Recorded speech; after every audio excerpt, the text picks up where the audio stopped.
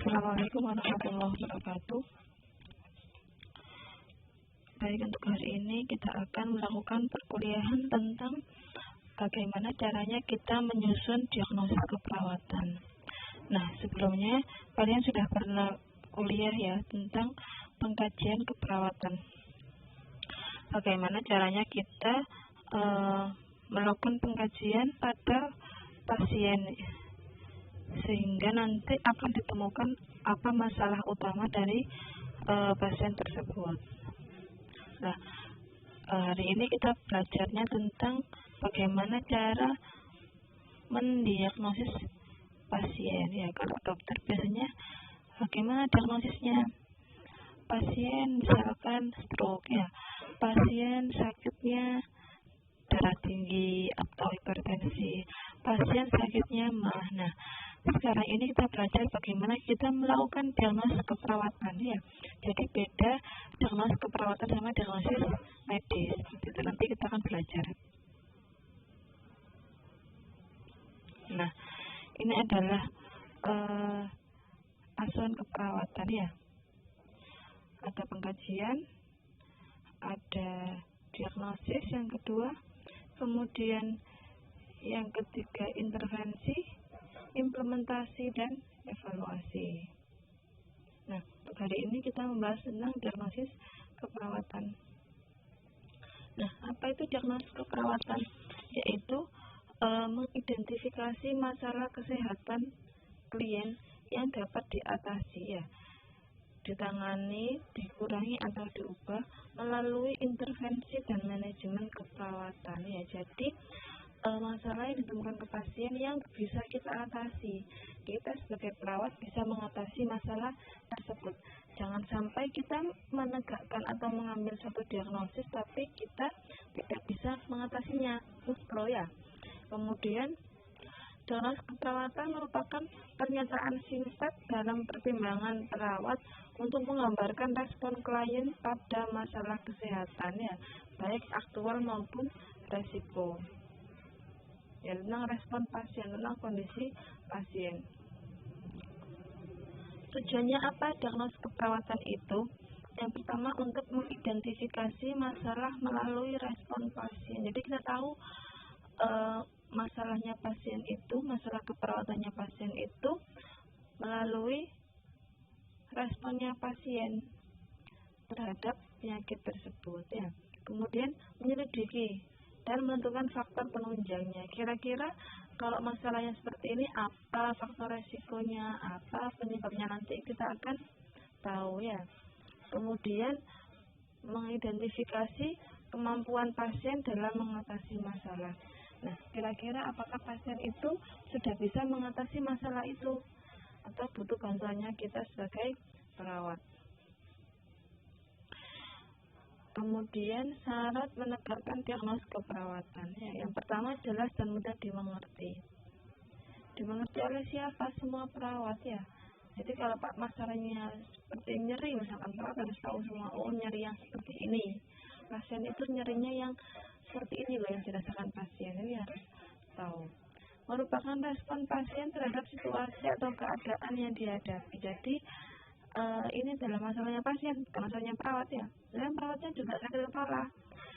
Pasien juga sakit kepala, jadi yang diangkat itu masalahnya pasien, bukan masalahnya perawat ya. Karena pasien yang akan kita lakukan intervensi atau tindakan keperawatan. Kemudian berorientasi pada pasien ya. Jadi yang dikaji adalah masalahnya pasien, kemudian spesifik dan akurat. Jadi masalahnya spesifik. Kemudian dapat diatasi oleh intervensi keperawatan ya. Jadi perawat bisa mengatasi masalah tersebut. Nah, ini adalah jenis diagnosis. Ada dua, yaitu diagnosis yang negatif dan positif. Yang negatif ini apa? Menunjukkan kalau pasien itu kita tegakkan diagnosis keperawatan yang negatif, berarti itu tandanya pasien itu sedang sakit ya, atau beresiko mengalami sakit, sehingga butuh tindakan yang sifatnya penyembuhan, pemulihan, dan pencegahan. Ya. Nah, diagnosis ini ada dua macam, yaitu aktual dan resiko. Ya. Nah, pada masalah keperawatan yang aktual, untuk menegakkan diagnosis ini, untuk mengambil suatu diagnosis ini, maka butuh yang namanya tanda dan gejala. Jadi masalahnya sudah ada di pasien, sudah tampak tanda dan gejalanya ya. Tanda gejalanya itu ada mayor dan minor. Nah, untuk masalah dengan jenis yang resiko, maka ini tidak butuh tanda gejala. Karena apa? Memang penyakitnya belum kelihatan, tanda gejalanya belum kelihatan, sehingga yang kita lihat adalah faktor resikonya. Kira-kira faktor resikonya apa ini pasiennya kok sakit kayak gitu ya.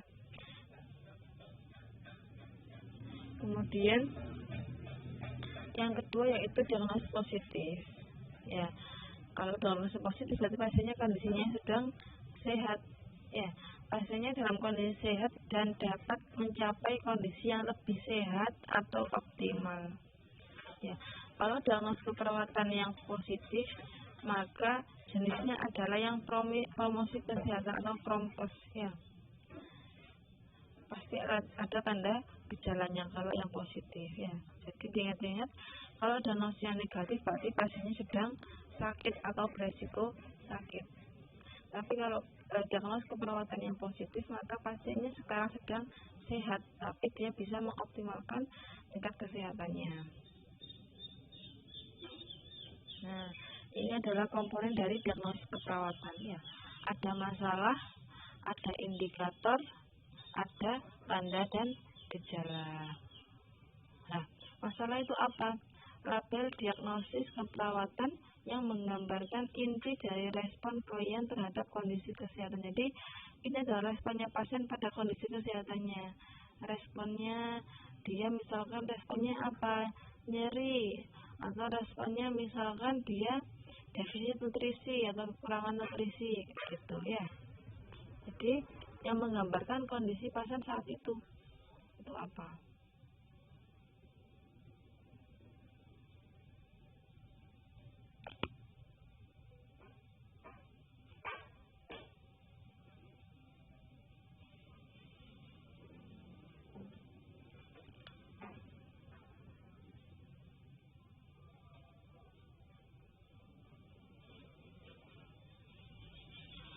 Selanjutnya yaitu tentang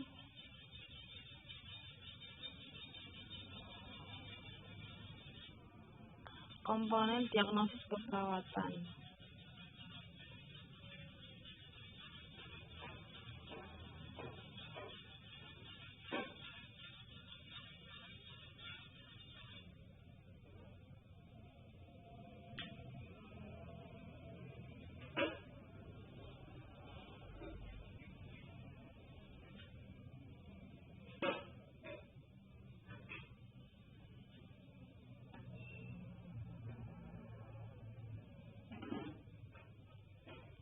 Jadi masalah keperawatan ini terdiri dari dua ya.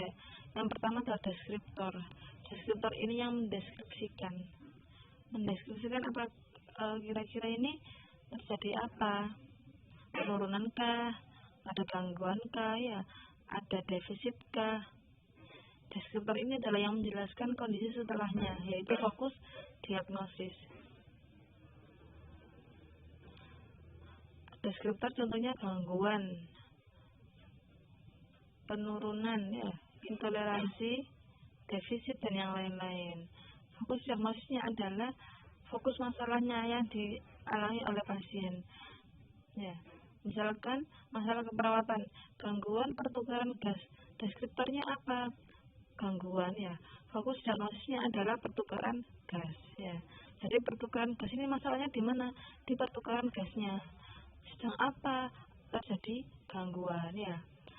Masalahnya pada aspek apa? Penurunan curah jantungnya ya. Kenapa curah jantungnya terjadi penurunan? Jadi deskriptor ini menjelaskan fokus diagnosisnya. Fokus diagnosis adalah inti dari masalahnya ada di area apa. deskriptornya menjelaskan apakah terjadi penurunan atau peningkatan, apa gangguan. Nah, itu dijelaskan oleh deskriptor. Nah, ini adalah daftar masalah keperawatan SDKI ya. Jadi baiknya semua punya buku SDKI. Apa SDKI? Standar Diagnosis Keperawatan Indonesia. Karena sekarang yang kita gunakan di rumah sakit adalah SDKI. Semua perawat menggunakan acuan ini dalam melakukan diagnosis keperawatan ya.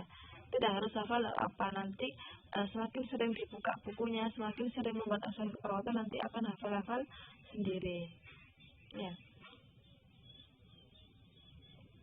Nah, ini ada beberapa kategori ya. Ada yang kategori fisiologis, ada yang psikologis ya.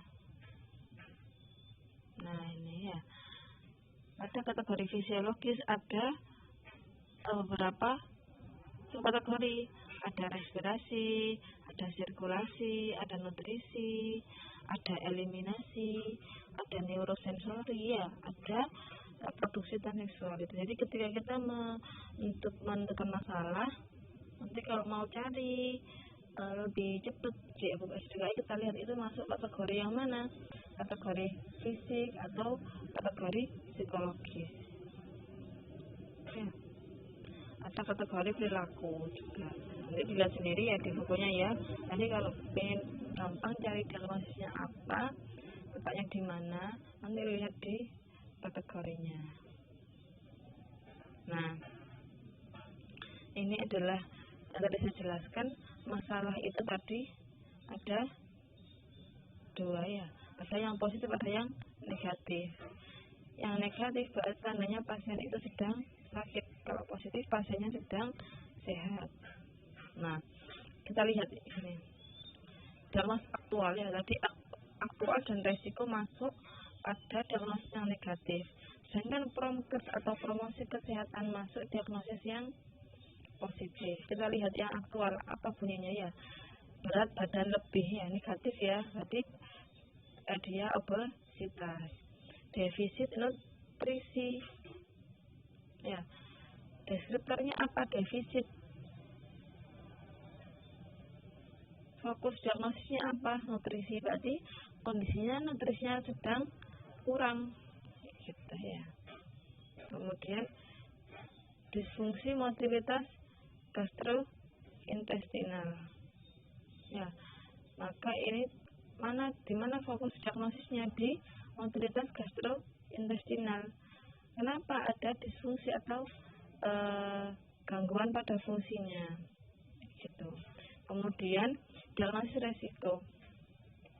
Diagnosis resiko itu tandanya apa?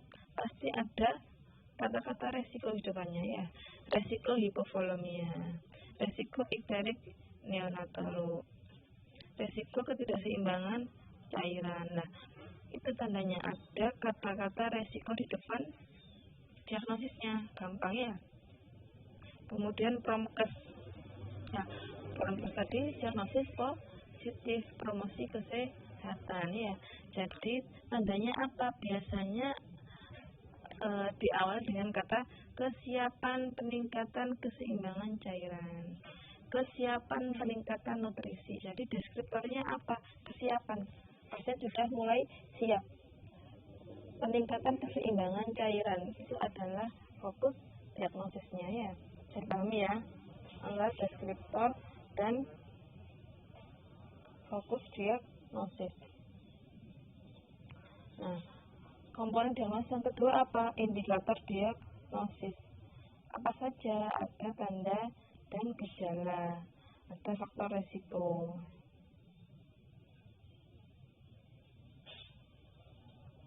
Nah, nanti di buku SDKI itu ada ya, jadi nanti dijelaskan kira-kira kalau ada masalah seperti ini apa penyebabnya, kira-kira kalau ada masalah seperti ini penyebabnya apa, karena gejalanya apa, nanti akan jelas di SDKI-nya, nanti dijelaskan ya. Jadi ada penyebabnya, ada tanda gejalanya, atau ada faktor resikonya. Nanti itu adalah indikator diagnostik.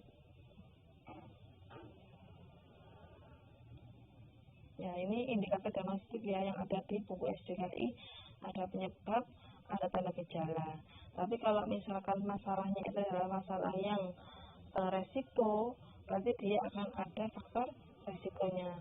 Kalau masalahnya aktual, maka akan ada penyebab dan tanda gejala. Nah, selanjutnya yaitu tanda gejala ya. Untuk diangkat sebuah diagnosis keperawatan, maka harus ditemukan sekitar 80% sampai 100% untuk tanda mayor.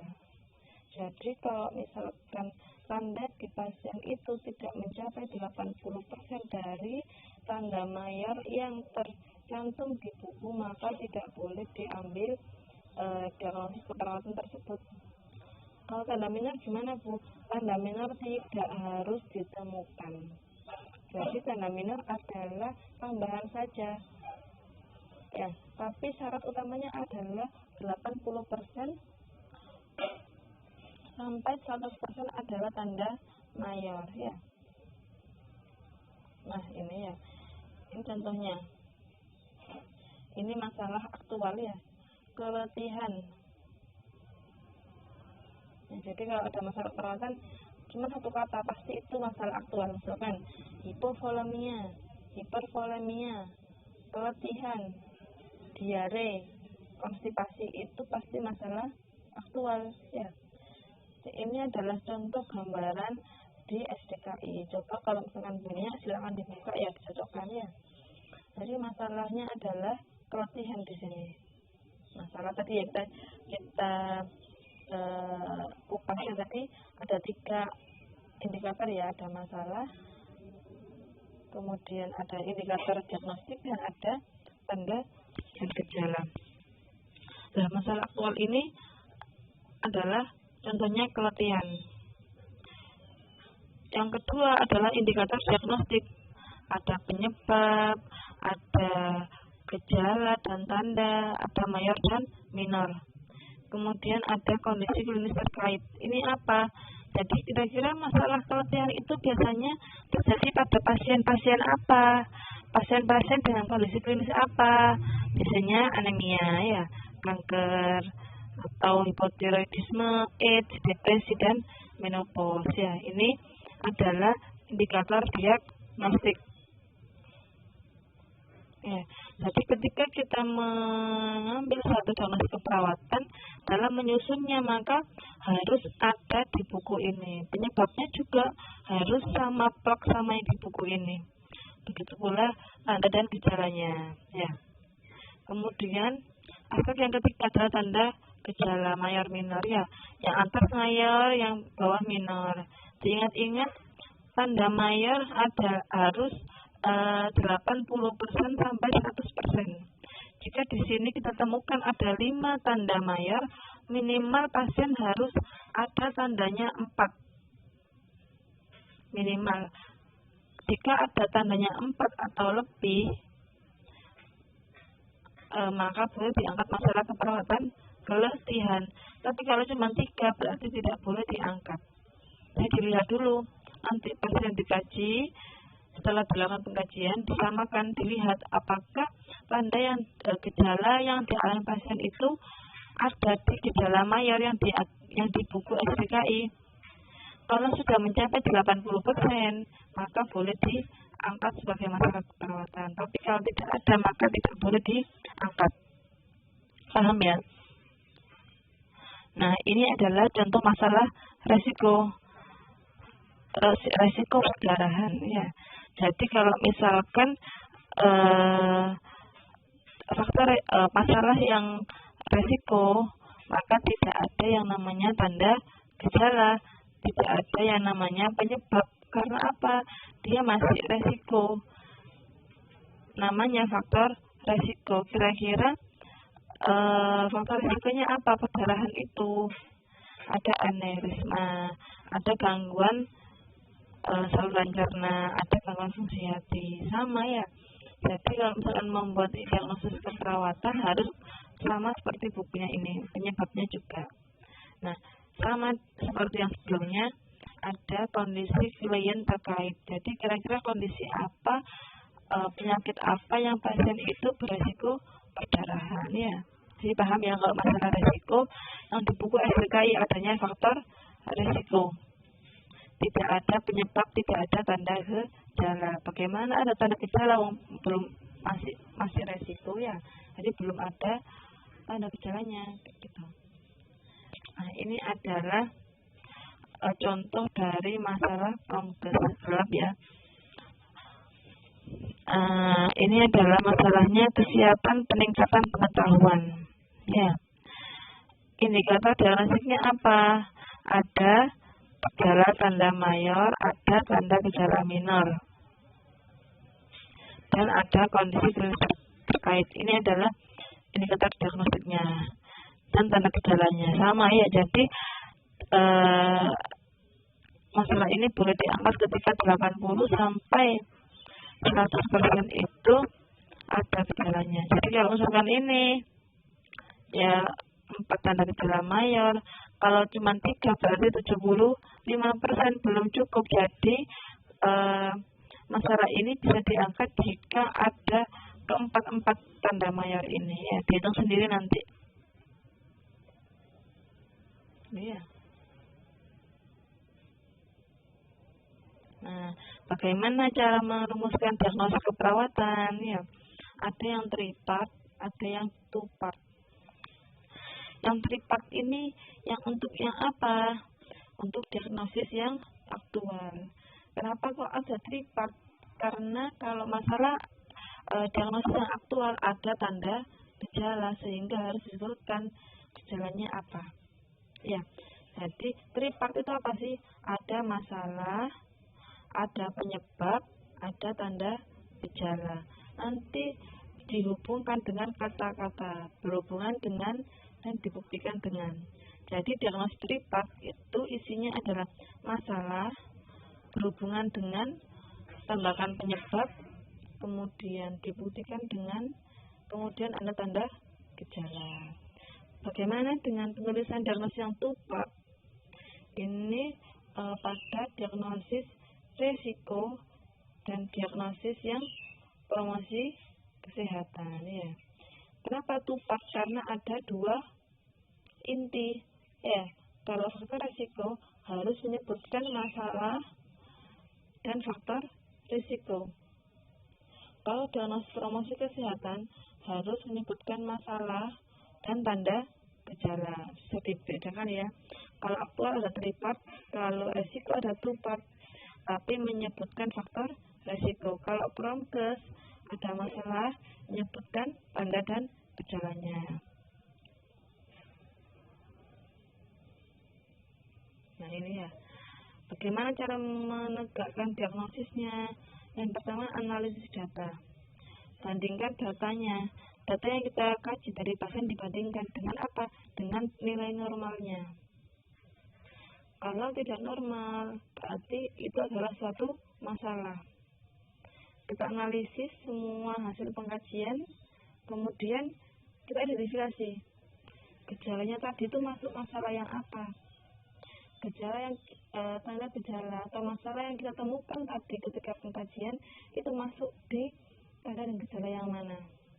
Kalau mencapai 80% maka itu adalah kita lihat itu masuk diagnosis yang mana ya. Kemudian yang ketiga adalah perumusan diagnosisnya. Setelah ditemukan apakah ada faktor resikonya, apakah ada tanda gejalanya, kita lihat masuk yang mana, masuk yang tripart atau yang aktual, atau diagnosis yang two-part, yang resiko dan promkes. Nah, ini contohnya tadi ya, penulisan diagnosis yang tripart, yaitu yang aktual. Tapi apa? Ada masalah, ada penyebab, dan ada tanda gejala. Ini contohnya adalah masalah tentang keletihan. Bagaimana cara menyusunnya? Keletihan, ya keletihan berhubungan dengan, ya ada kata penghubungnya, berhubungan dengan Kemudian penyebab. Nah, di sini kita lihat di sini. Kira-kira setelah dilakukan pengkajian, penyebab apa yang paling cocok dengan faktor penyebabnya pasien. Misalkan yang paling cocok adalah stres berlebihan. Ya, di sini ditulisnya keletihan berhubungan dengan stres berlebihan ini, ya. Dibuktikan dengan tanda dan gejala. Kita sebutkan kira-kira tanda gejala yang ditemukan di pasien apa? Ingat ya, 80-100%. Jadi ketika di sini ada 5 tanda mayor, minimal pasien ada 4 gejala. Kita sebutkan di sini. Dibuktikan dengan energi belum pulih. Kata-katanya bisa kita modifikasi, yang penting intinya sama, ya. Kemudian kurang tenaga, lelah, lesu, merasa bersalah jika tidak beraktivitas maksimal, ya. Jadi tadi masalahnya energi tidak pulih, kurang tenaga, lelah, lesu, ya, ada 4, ya. Kemudian tanda minornya apa? Dia merasa bersalah jika tidak melakukan tanggung jawabnya atau tidak beraktivitas maksimal. Nah, jadi ada masalah, ada penyebab, ada tanda dan gejala. Keletihan berhubungan dengan stres berlebihan, dibuktikan dengan energi yang belum pulih, kurang tenaga, lelah, lesu, dan merasa bersalah akibat tidak beraktivitas maksimal, atau bisa disingkat disingkat dengan D.D. Dibuktikan dengan disingkat dengan D.D. Jadi keletihan D.D, stres berlebihan D.D. Tapi tetap bacanya keletihan berhubungan dengan stres berlebihan dibuktikan dengan energi belum pulih, kurang tenaga, lelah, lesu, dan merasa bersalah akibat tidak beraktivitas maksimal. Itu, ya. Jelas, ya. Kemudian bagaimana cara menyusun diagnosis yang tepat, yang risiko. Tadi apa rumusnya? Ada masalah dibuktikan dengan faktor risiko. Ini adalah diagnosis yang risiko. Ada risiko perdarahan. Ya, ini faktor risikonya. Bagaimana cara menuliskan diagnosis keperawatannya? Risiko perdarahan, masalah risiko perdarahan dibuktikan dengan faktor risikonya apa? Lihat di sini. Kira-kira pasiennya ini sakit apa sih? Kita cari yang cocok. Kira-kira faktor risiko apa yang cocok dengan penyakitnya pasien? Misalkan pasiennya ini ada perdarahan di lambung. Jadi kita yang cari adalah yang kita gunakan gangguan gastrointestinal. Misalkan pasiennya ini sakit liver, ya bisa kita gunakan gangguan fungsi hati. Atau misalkan pasiennya ini adalah sedang hamil, kita gunakan komplikasi kehamilan. Jadi kita sesuaikan dengan kondisi pasiennya. Yang di sini saya contohkan ulkus lambung, keganasan, dan tindakan pembedahan. Misalkan, ya.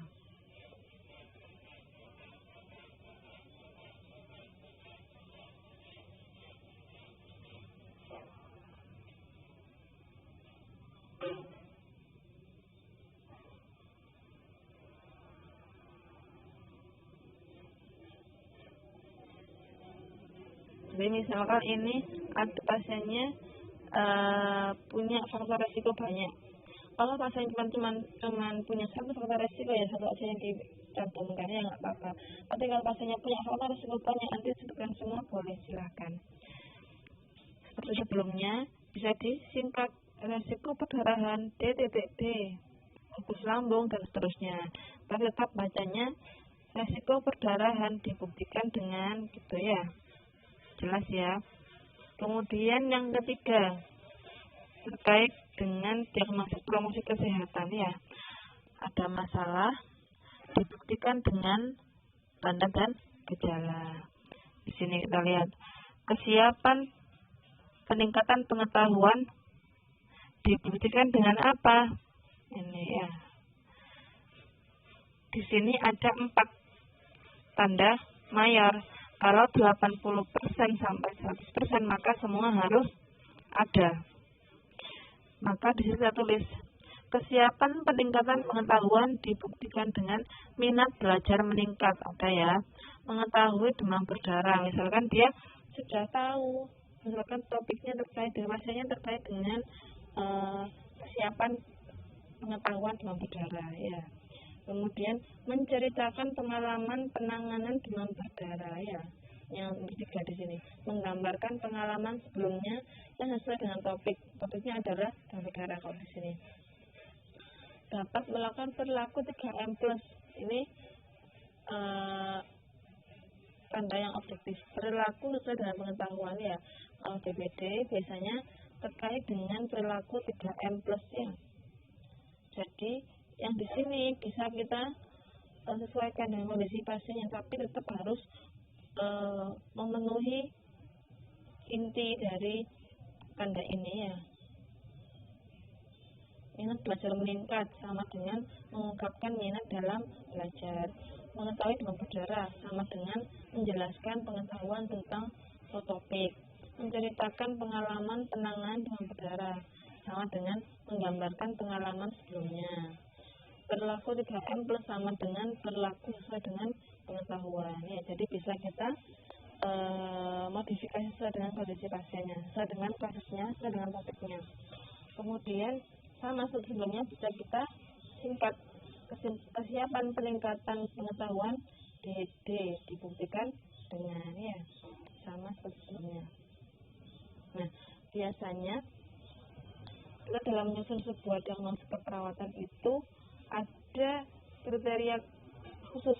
Misalkan setelah kita mengkaji suatu nyeri, untuk menegakkan suatu diagnosis nyeri, selain harus memenuhi kriteria mayor 80-100%, biasanya ada tambahannya. Kalau nyeri harus ada data PGRST apa, P provok penyebabnya. Misalkan pasiennya ini ceritanya dia sakitnya gastritis atau sakit mah ya. Provok atau penyebabnya gastritis di sini tulis. Kualitinya seperti apa? Kualitas nyerinya ditusuk-tusuk atau ditekan-tekan atau diremas-remas ya. Terus ini regionnya di mana letak nyerinya, ulu hatinya. Skalanya berapa? Ini pasien tanyain kira-kira kalau saya punya skor 1-10 nyerinya di angka berapa? 8 ya. Time-nya bagaimana dia merasakan nyerinya, terus menerus atau hilang timbul gitu ya. Jadi ini adalah data tambahan untuk masalah keperawatan nyeri, entah nyeri akut ataupun nyeri kronis. Kemudian misalkan defisit nutrisi dan kelebihan nutrisi atau nutrisi berlebih ya, harus ada data apa? Antropometri. Jadi selain harus menyebutkan 80-100% dari masalah dari gejala mayor, ada tambahan data ABCD. Apa ABCD? Antropometri atau ukuran badan. Sebutkan BB-nya berapa, TB-nya berapa, tinggi badan ya.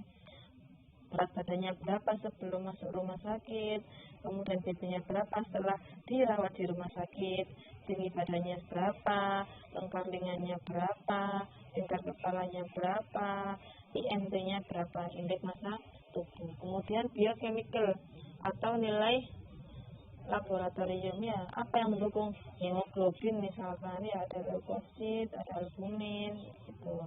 Yang ketiga C adalah clinical sign atau tanda klinis. Apa contohnya? Matanya cowok, rambutnya merah ya, kulit tidak elastis. Yang ketiga D, diet. Bagaimana dengan porsi makannya? Habis atau tidak? Misalkan porsi makan habis atau pasiennya nggak mau makan, cuma tulis makannya cuma setengah sendok boleh ya.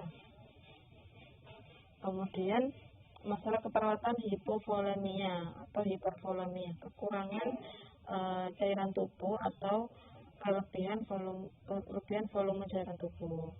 Nah, kita boleh mengangkat hipovolemia ketika intake-nya atau yang dimasukkan ke tubuh kurang dari apa yang dikeluarkan. Intake itu apa aja? Ada jumlah cairan infusnya. Sehari dapat cairan infus berapa? 1000 mili misalkan ya. Sonde itu adalah makanan lewat selang hidung ya.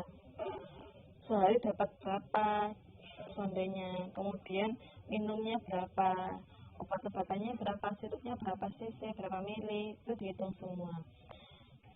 Outputnya apa? Ada muntah, bahasanya muntahnya kira-kira berapa cc, dikira-kira aja ya.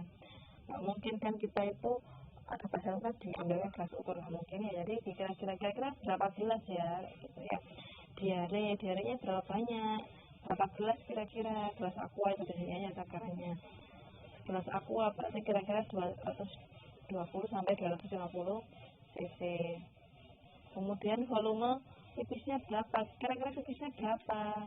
Kalau misalkan dipasang kateter ya kita nanti bisa tahu berapa volume cairan yang keluar ya. Kemudian insessible water loss, IWL ya, atau kehilangan cairan yang tidak terlihat keringat misalkan.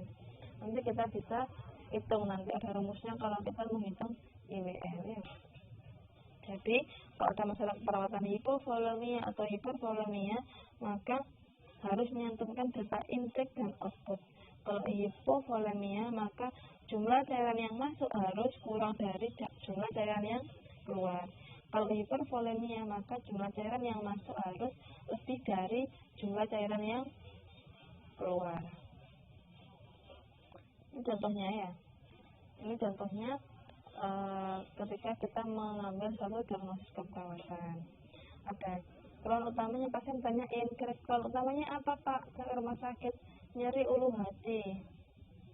Kemudian tes penyakit sekarang kita kaji. Bapaknya nyeri ulu hatinya sejak kapan? Sejak seminggu yang lalu, nyerinya terus menerus, seperti ditusuk-tusuk. Ya, skalanya nyerinya 4. Pasien juga mengeluhkan BAB berwarna hitam, konsistensi lembek sejak kemarin. Nah, kalau ada data seperti ini, apa masalah utamanya?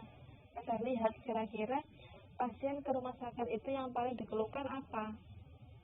Yang paling keluhan yang menyebabkan pasien itu ke rumah sakit itu apa? Itu yang kita atasi dahulu. Nah, pasien ini yang dikeluhkan adalah nyeri. Jadi kita simpulkan masalah pasien adalah nyeri. Ya. Tapi tetap ya kita lihat, kita buat analisis datanya. Seperti yang saya jelaskan, kalau masalahnya nyeri, selain kita melihat data mayor harus 80%, maka ada data tambahannya apa? PQRST. Ini masuk data subjektif. Kenapa? Karena ini kita menanyakan ke pasien. Ya, yang mengatakan ini adalah pasien, sehingga kita masukkan ke data subjektif ya. DS adalah data subjektif, DO adalah data objektif. Jadi sebelum kita membuat diagnosis keperawatan, kita harus membuat analisis data. Apakah benar masalah keperawatan yang kita angkat itu benar? Gitu ya. Yang datanya pasien mengeluhkan nyeri, provoknya apa? Gastritis, quality tusuk-tusuk, regionnya di ulu hati ya, lokasinya, skalanya berapa? 4. Kemudian time-nya dirasakan kapan, terus menerus. Nah, DS ini pasien mengeluhkan nyeri ada di mana? Di sini. Ya. Ingat-ingat 80% dari tanda mayor. Di sini ada 6. Ya. Paling tidak ada 4,5 ya, 4-5 untuk mengangkat masalah nyeri. Ini masalahnya nyeri akut ya. DO-nya, pasien memegang perutnya. Di mana? Ini. Bersikap protektif ya, Kalau orang protektif biasanya dipegang perutnya.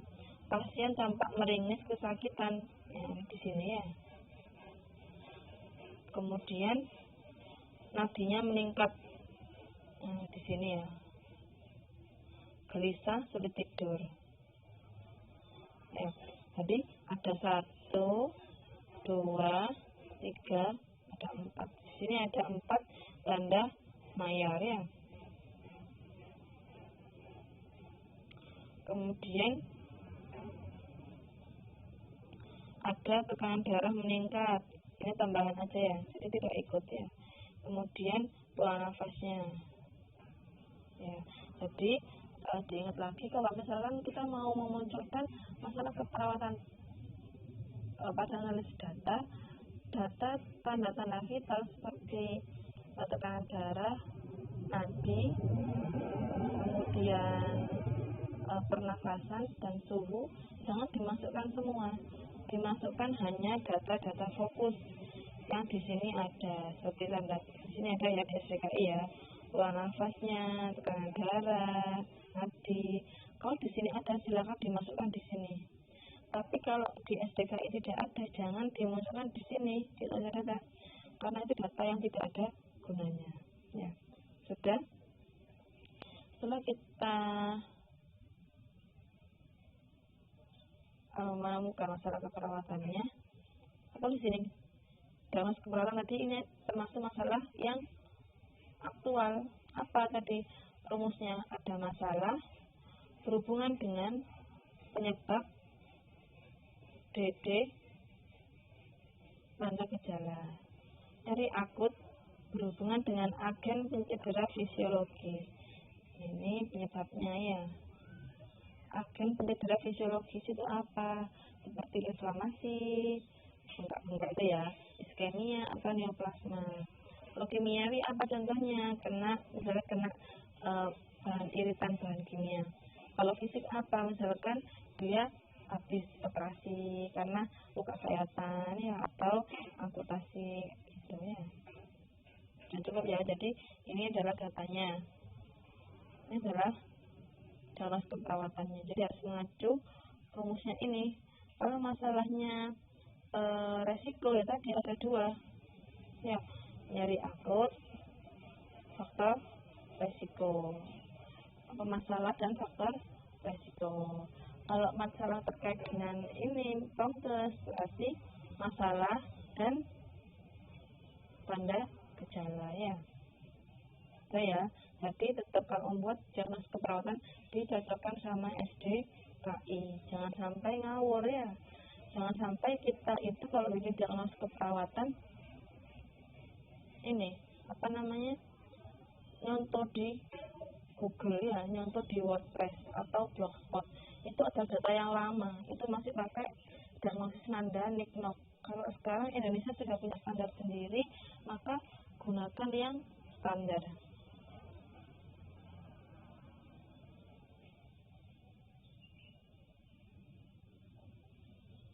Nah, ini contoh kasusnya. Anaknya 7 bulan dirawat di ruang rawat pelatih RS Sejahtera.